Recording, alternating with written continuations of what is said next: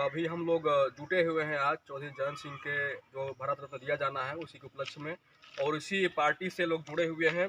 इनसे जानेंगे जो त्रिपाठी जी हैं, ये किसानों के लिए हमेशा जो आवाज़ उठाते रहते हैं। जिले के किसान काफ़ी मात्रा में जुड़े हुए हैं इनसे। किसान, कामगार, बेरोजगार, नौजवान, वंचितों के लिए हमेशा आवाज़ उठाने वाले, सड़क, पानी, बिजली, नहर जो भी समस्या होती है इसके हमेशा अपने मंच के माध्यम से ये आवाज़ उठाते रहते हैं। काफ़ी मात्रा में लोग जिले से जुड़ना चाहते हैं, जुड़े भी हुए हैं। तो इसी मुद्दे पर हम बात करेंगे कि सबसे पहले अपना परिचय बताइए सर, अपना नाम बताइए क्या है? हमारा नाम श्रीकांत त्रिपाठी है। हाँ। हमारा राजनीतिक जीवन चौधरी साहब परिवार से ही जुड़ा रहा है सदैव से, और हमें जो दायित्व मिला है संगठन महासचिव प्रयागराज क्षेत्र का। अच्छा। और हम लोग जो है यहाँ उपस्थित हुए हैं आज किसान मसीहा श्रद्धेय चौधरी चरण सिंह जी के भारत रत्न देने के उपलक्ष्य में माल्यार्पण करने आए हैं।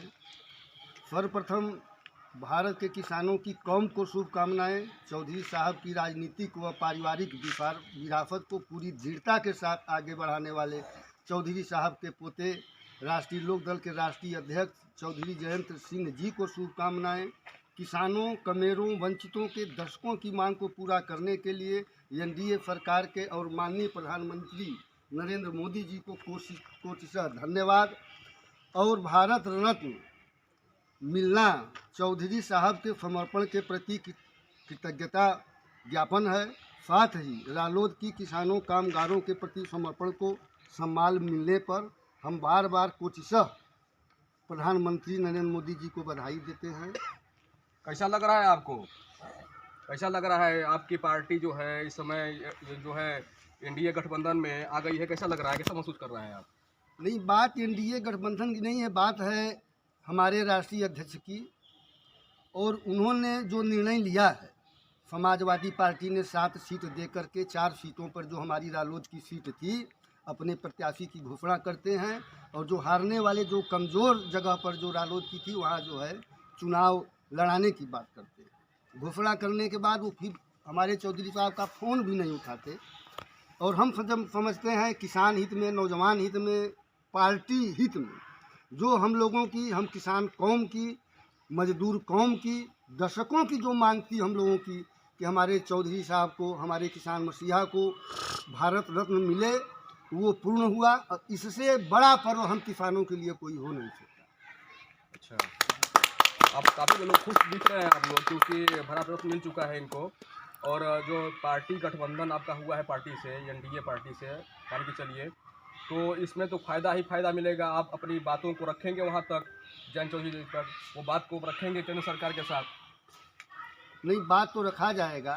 पहले विपक्ष के गलियारे से आवाज़ उठाई जाती थी, अब हमारे चौधरी साहब किसान, कामगार, युवा, बेरोजगारों की आवाज़ सत्ता के गलियारे से उठाएंगे। और निश्चित तौर पर जो जायज़ मांगे हैं वो जो है एनडीए सरकार मानेगी। उम्मीद है आपको?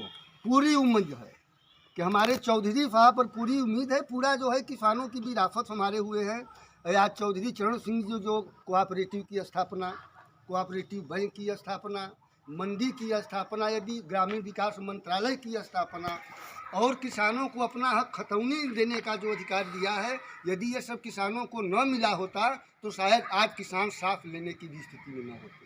इसलिए हम बार बार खाद बीज जो महंगाई बढ़ रही है, घट रही है, बिल्कुल लड़ना ही चाहिए। किसानों की बात करने वालों की करने की हमारी आदत रही है, फितरत है, ये फितरत में है। सरकार चाहे जिसकी हो, किसान हित में हम हमेशा सदैव आगे रहेंगे। चौधरी साहब के पद चिन्हों पे चलने वाले लोग नहीं, चौधरी साहब भी अब आ गए ना, आ गए। वो हो सकता है उनकी बात सुनी जाए, आपको लड़ना ना पड़े। पहले अधिक लड़ाई लड़नी पड़ रही होगी, तो इसके बारे में क्या बताएं? सरकार से हमेशा लड़ना ही पड़ता है, ये आप भ्रम में न रहें। हम आपसे, सरकार चाहे जिसकी रहे, ये वो पर्याप्त पूर्ति नहीं कर सकते। उनसे जब तक आप लड़ते नहीं रहेंगे तब तक कुछ पाते नहीं रहेंगे। ये तो हमारा उनका ये तो भेद है, ये तो वो राजनीति की अलग विषय है। संघर्ष तो अपने अधिकार, अपने हक के लिए हमेशा करते रहना पड़ेगा। हम उनके साथ रहेंगे तो भी संघर्ष करेंगे, विपक्ष पर रहेंगे तो भी संघर्ष करेंगे। तो संघर्ष की गति कम और अधिक हो सकती है, लेकिन अपने अधिकारों को पाने के लिए लड़ाई हमेशा लड़नी पड़ी है, लड़नी पड़ती है, या लड़ना भी चाहिए लोगों को। यही लोकतांत्रिक अधिकार है हमारे देश के समस्त नागरिकों।